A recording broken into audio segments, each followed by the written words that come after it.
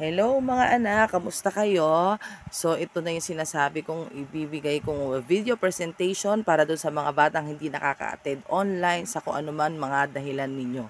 Pero sana manatili kayo uma-attend na ating online class, pakiayos nyo na yung inyong mga G Suite account, okay? So doon sa mga sinesend ko sa inyo video presentation, sana doon sa mga hindi nakaka-attend, talagang babasahin nyo, papakinggan nyo at pag-aaralan nyo, okay? So, pinipilit ko namang gawin yung best ko para mas maintindihan nyo kahit hindi kayo nakaka-attend ng online. Kasi kung ano naman yung sinasabi ko dito sa aking video presentation na may voice over ko ay same din naman dun sa tinuturo ko habang kami ay nasa online meet. Okay? So again, I am Ma'am Rona, your PE teacher. Uulit-ulitin ko mga anak, ng ibig sabihin ng PE subject ay physical education and health for grade 11 kasi kayo ay grade 11. Okay.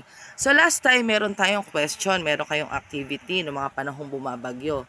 Pinasagot ko sa inyo itong tanong na to na what are the components of physical fitness? Okay. Yung physical fitness, meron siyang two major components. Kumbaga sa family, may mother and father. So isa dito si skill-related fitness. Okay? So, pag-aralan natin si skill-related fitness.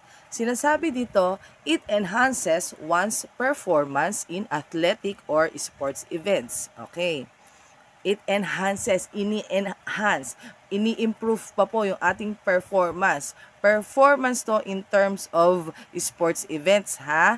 Alam ko marami tayong kakayahan, marami tayong kayang gawing performance. Pero ito ay tinutukoy sa mga sports events dahil nga po PE subject. Okay, next. This is your ability to maintain high levels of performance on the playing field. Okay. Abilidad mo na i-maintain yung high level ng performance. Balik tayo dun sa pinaka-title niya or yung major component. Skill-related fitness. Pag sinabing skill, kakayahan, kakayanan natin. Okay? Yan po yung tinutukoy natin ngayon na kakayahan natin. Alam ko marami tayong kakayahan. Sabi ko nga kanina, kakayahan natin tungkol sa mga sports events, sa pagiging atleta. Okay? Marami tayong kakayahan. Kakayahan nating magluto, kakayahan nating kumanta, kakayahan nating maglinis ng bahay, kakayahan nating umakyat ng puno, yung mga ganyan. Pero hindi po doon tayo muna nakatuon. Nakatuon po muna tayo sa mga sports events. Okay? Dahil nga po PE subject. Sinasabi na i-enhance natin, ini-improve nito yung ating kakayahan. Pine-maintain yung high level ng performance. O paano po ba yun? Halimbawa, isa ka sa malalaro ng basketball, 'di ba? Sa tuwing mag-shoot ka, sa tuwing itatry mong ibalibag yung bola dun sa ring, laging basket, laging shoot, ha? So, ang tawag sa'yo doon ng mga tao, tawag namin sa'yo at ng karamihan ay napakagaling mo, napakahusay mo, 'di ba? Sa tuwing i-attempt mo na i-shoot yung bola, talaga namang shoot. At sa tuwing kasama ka doon sa team na yon, karaniwan talaga, kadalasan, laging champion. Kasi nandun ka, kasi napakahusay mo, napakagaling mong pumuntos, lagi kayong lamang sa kalaban. Dahil nga sa tuwing mag-shoot ka, ikaw nga yung star player, laging shoot. Kaya sa malamang, marami kayong points, kayo yung lumamang, kayo yung mananalo. 'Di ba? So, ini-enhance daw ng skill-related fitness, yung kakayahan, mine-maintain yung high level ha, hindi lang sa basta level ano ka, as in as level 1 ka, kung yung level 1 ang sinasabing pinakamataas, level 1 ka, first ka pa sa una, kaka natin minsan, di ba? So, mine-maintain natin to sa pamamagitan ng subject na PE dahil sa mga physical activities, 'di ba? Na maintain paano? Syempre nagte-training, nagpa-practice lagi, ginagawa lagi, 'di ba? Yan ang naitutulong niyang PE subject. Kahit naman mapunta ka na sa ibang lugar o sabihin mo hindi ka na nag-aaral, tapos ka na, 'di ba? Kahit naman sa liga ka sumali ng mga palaro na 'yon, na-apply mo pa rin yung mga natutunan mo sa PE. Okay? Kung may tanong pa, pwede kayong mag-message sa akin. Another major component ng physical fitness. So, kumbaga skill related siya si mother, sino naman yung father? So siya si health-related fitness. Okay, ano po ba sinasabi kay health-related? It is the ability to become and stay physically healthy. Next. It involves exercise activities that you do in order to improve your physical health. Okay. Sabi kay health, ability to become and stay physically healthy. Siyempre, health nga pinag-uusapan natin.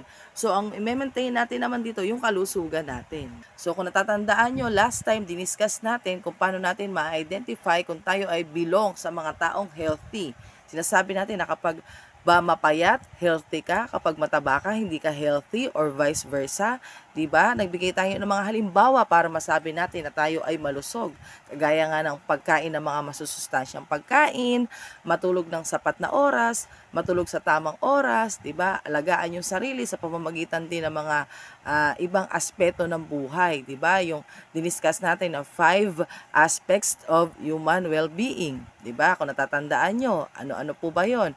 Sa mga physical aspects, mental aspects, emotional aspects, social aspects, and spiritual aspects. Yun po yung mga isa sa mga pinagbasihan natin para masabi natin na tayo ay healthy. So sinabi kanina dun sa skill related, kailangan ma-maintain natin yung high level ng performance natin, di ba? Paano natin ma-maintain yung high level ng performance natin? Siyempre, i-maintain din natin yung kagandahan ng kalusugan natin, di ba? Pantay yan, magka-partner yan, sama sila laging dalawa. Pag pinabayaan mo yung kalusugan mo, syempre bababa din yung performance mo, 'di ba?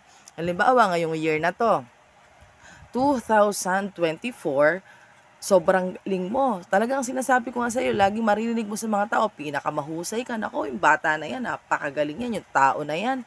Kahit nakapikit yan, kung ano gagawin niya, mag-shoot ka. Kung sa basketball, shoot talaga. Kung sa volleyball, kahit anong spike niya, kahit anong block niya, kahit anong tira niyan, laging good, lagi nakakapuntos. Ganun din sa ibang larangan. Badminton, table tennis, pagdating sa sayawan, di ba? Lagi mong naririnig na napakahusay mo. Kung saan ka mang larangan mapunta doon sa sports events na yun. Okay? So, 2024, napakahusay mo hanggang 2034. 10 years kang napakagaling, o kahit before pa, elementary ka hanggang ngayon, hanggang sa 2034, napakahusay mo talaga. Pero, nangyari sa'yo na masyado ka naging kumpiyansa, naging masyado kang sinasabi nga na matatanda, lumaki na yung ulo mo, ikinayabang mo yung mga papuri sa'yo. So, masyado, sa pagiging kampante mo, ang nangyari, napunta ka sa maling landas, nasama ka doon sa mga kaibigan mong medyo hindi okay, nakagagawa ng mga hindi ka nais-nais na bagay, mga bisyo, pag-inom ng alak, pag-sigarilyo, or yung may worst pa doon, di ba, paggamit ng mga bawal na gamot. So, syempre, yung kalusugan mo, maapektuhan pag ganun yung ginawa mo sa sarili mo. Siyempre, pag naapektuhan yung kalusugan mo, maapektuhan din yung performance mo. So, hindi ka na mapupunta doon sa top 1 o sa sinasabing level ng performance mo na noon. Talagang to the highest level yung performance mo. So, hindi ka na mapupunta doon. Bababa na kasi nga bumaba na rin yung kakayahan mo dahil nga napabayaan mo yung kalusugan mo. Okay? So, again, kung may questions, pwedeng mag-message sa akin. Okay, next. Yung mga components na yon na sila health-related at skill-related, may mga anak sila. Mayroon din sila mga kanya-kanyang components. So, si health-related, ang mga components niya ay sina cardiovascular endurance, muscular strength, flexibility, and body composition. So, si skill-related naman, agility, speed, reaction time, accuracy, balance and coordination, and power. So, himay-himayin po natin sila. Yan, mga components ni health-related fitness. Muscular strength, sinasabi dito, the ability of the muscles to exert maximal force to move or lift an object. Example, completing one push-up. Pag sinasabing muscular, ang pinag-uusapan dito ay about muscles natin. Strength, kalakasan ng mga muscles natin. Ano ba yung kaya nitong gawin? Diba may example dito? Completing one push-up. Isang push-up lang yung pinagagawa sa'yo. Pero sinasabi diyan, pag ginawa mo yung push-up na yan, nag-exert ka na ng maximal force. Matindi na yung pag-exert ng pagkilos ng muscle mo dyan. yung kalakasan ng muscle mo, nag-exert na siya ng maximal force. Okay? Completing one push-up sa muscular strength. Sinusubok niyan yung kalakasan ng iyong muscles. Yan sa muscular strength. Completing one push-up. Next, muscular endurance. The ability of the muscles to exert sub-maximal force over a prolonged period of time. Example, doing more than one push-up. Kaya kanina sa muscular strength, isa lang. Ngayon sa muscular endurance, more than one na. Mas marami na. Kasi nga sinasabi, exerting sub-maximal force over a prolonged period of time. Sa mahabang oras, sa mahabang panahon mo ginagamit yung muscles mo. Nag-exert ka ng effort, ng force sa mahabang oras. Okay? Muscular endurance. Sa endurance, ibig sabihin, mas mahirap na yung gagawin mo. Mas matagal mo nang gagamitin kung anong part ng katawan mo yung ginagamit mo. So, dito, muscular endurance, so sa mga muscles. So, kumbaga sa muscular strength, kanina nasa level 1 tayo. Sa muscular endurance, level 2, yung ibibigay mong lakas para dun sa activity na yon. Kasi kanina, one push-up lang dito sa muscular endurance, more than one na. Mas marami na. Kasi nga, long period of time yung iyong ginagamit. Okay, next, cardiovascular endurance, the ability of the heart and lungs to work together and provide oxygen-rich blood to working muscles over a period of time. Example, jogging. Yung pa nag-jogging tayo, nararamdaman natin yung hingal, nararamdaman natin yung pagbilis ng tibok ng puso natin. Okay? Pag sinasabing cardiovascular, ito ay nakatuon sa ating puso at baga. Okay? Kaya pag sinasabing mga cardio exercises, mga exercises na talagang mas bumibilis yung pagtibok ng puso natin, mas hinihingal tayo. Actually, marami namang exercises na related sa cardiovascular endurance. And lahat ng components ng physical fitness na to ay talagang applied sa ating mga physical activities. Okay? Next, flexibility. The ability of a joint and surrounding muscles to move through a full range of motion. Example, stretching. Okay? Kaya stretching kasi pagiging flexible po. Kailangan flexible tayo, di ba? O kaya nating i-bend yung ating mga arms, i-bend natin yung ating legs, at ganoon din yung ating buong katawan. Kaya sinabing flexibility, pagiging flexible. Okay, bago ko makalimutan, kailangan nyo pong magdala ng rubber mat or karton na makakahiga kayo. Kanya-kanya ha, yung kasya kayo. Para po sa ating activity, sa ating face-to-face. Meron tayong mga floor exercises. Siyempre, kaya ako naalala kasi yung pagiging flexible, i-apply natin doon sa ating floor exercises. Okay? Next, body composition. The ratio of fat tissue to fat-free body tissue. So, alam naman natin na kapag nag-exercise tayo ay nababawasan tayo ng mga fats. Diba? Lalo na talaga pawis na pawis tayo, todo-todo yung pag-exercise natin, nababawasan tayo ng mga fats. Okay? So, sila yung mga components ni health-related. Okay? Itong 5 na to, muscular strength, muscular endurance, cardiovascular endurance, flexibility, and body composition. Next, sino naman yung mga components ni skill-related fitness? Agility. The ability to rapidly, accurately change the direction of the whole body in space. Okay? Yung kakayahan mong malipat yung buong katawan mo sa iba't ibang direction. Diba ganun tayo pa naglalaro tayo o kapag sa badminton, saan papunta yung shuttlecock? Doon ka haharap. Papunta sa kanan, pasubsob ba yung shuttlecock? Pataas ba? O doon mo nadadala yung direction ng iyong katawan. Pag papunta sa kanan shuttlecock, syempre papunta ka sa kanan, papunta sa kaliwa, ganun din sa volleyball. Kung saan papunta yung bola, doon ka mapupunta, yung katawan mo. Kakayanan mo ma-change ng direction ng iyong buong katawan, hindi yung naka-steady ka lang sa isang lugar. Nakita mo na yung bola, tatama na sa mukha mo, hindi ka man lang nakailag o hindi ka man lang nakagawa ng paraan para hindi sa mukha mo tumama. Okay? Next, balance. The ability to maintain equilibrium while stationary or moving. So, balanse, nakatawan natin. Di ba nag-PE tayo last time? Gumawa tayo ng iba't ibang exercises. Nandun side steps kayo, cross side step, side center jump, and so on. Di ba wala naman natumba? Kasi na-apply nyo yung balance. Kailangan, kaya nyo balansehin yung sarili nyo. Hindi yung pagtalon, bigla ka na lang madadapa, bigla ka matutumba. So, hindi mo na-apply yung balance. Next, coordination. The ability to use the senses and body parts in order to perform motor tasks smoothly and accurately.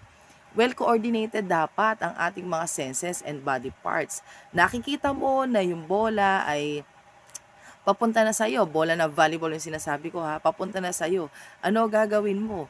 Sa palagay mo, tatama to sa mukha mo, iitay mo lang ba tamaan ka sa mukha at bumulagta ka na lang doon? Hindi, di ba? Siyempre, andyan na, nakita na mata mo, sinabi ng isip mo, atras, para matira mo na maayos, para maitaas mo na maayos yung bola. Di ba?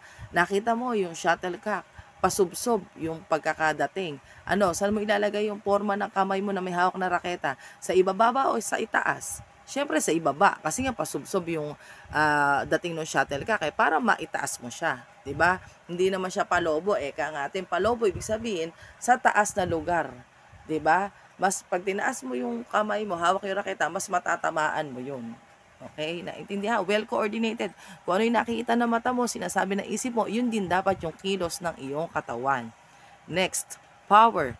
The amount of force a muscle can exert. Okay?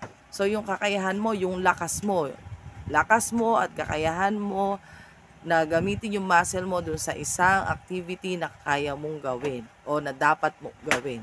Okay? Yun yung power. Next, alam nyo naman yun, sinasabi nyo, ang lakas ng powers mo o diba?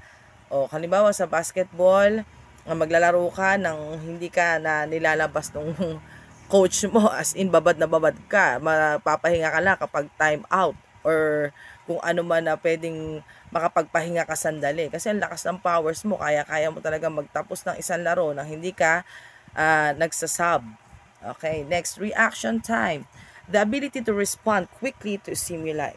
Pag-react mo daw, yung bilis ng reaction, sabi nga, respond quickly. Bilis ang pag-react. Nakita mo yung bola ng basketball na agaw na kalaban, ano gagawin mo? Steady ka na lang ba? Wala ka nang gagawin? 'Di ba? Pilit mo pa ring aagawin 'yon. O sa table tennis, 'yun, parang napakabilis talaga ng palitan ng bola doon, 'di ba? Nakita mo parang yung bola minsan nagtatatlo na sa mata natin sa sobrang pag nanonood tayo, sobrang bilis sila magpalitan. Ibig sabihin, pag nagpunta na sa table mo yung bola, kailangan naka-ready ka na sa pagpalo ng bola na yun para mapunta mo sa kalaban mo, 'di ba? Bilis ng pag-respond. Ibig sabihin, bilisan mo yung pagsagot mo o pag-react mo dun sa kung ano mang activity na ginagawa mo. Hindi yung, ayan na nga, kagaya nga na sinabi ko, yung bola na volleyball, nakita mo, mabilis yung pag-spike, nakaabang ka lang, wala kang ginawa, hanggang sa tumama na sa mukha mo. Kasi nga, mabagal yung pag-responde. 'Di ba? Kailangan mabilis. Pagka nasa whistle, yung referee sa basketball, jumping jump, 'di ba? Ay, jumping jump. Jump ball.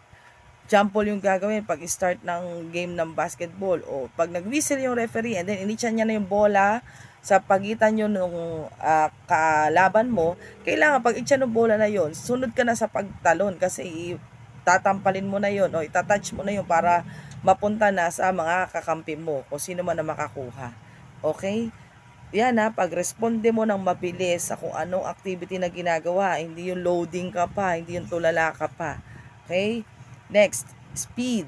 The amount of time it takes the body to perform specific tasks. Speed, ibig sabihin bilis.